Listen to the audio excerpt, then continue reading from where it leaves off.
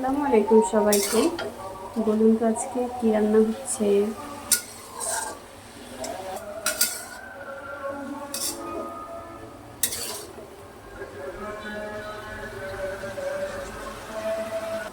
এটা হচ্ছে নারিকেলের দুধ দিয়ে রান্না করবো আজকে।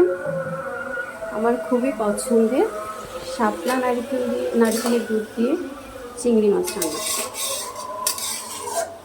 তো আপনাদেরকে প্রথম থেকে আমি দেখাইতে পারলাম না রেসিপিটা, হঠাৎ মনে হলো যে একটু ভিডিওটা করে রাখি।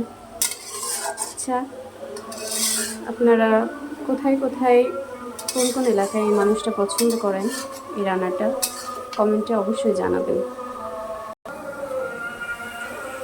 আমার মোটামুটি কষানো শেষ, আর একটু কষানোর পরে আমি এই যে করে রাখা নারিকেলের দুধটা দিয়ে দিব শাপলার মধ্যে। দেখতে থাকুন লাস্ট পর্যায়ে কেমন হয় রান্নাটা।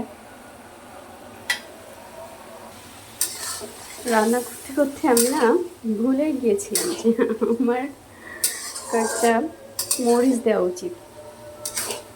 প্রবলেম নাই, আমি এখনই দিয়ে দিব, আপনারা দেখতে থাকুন।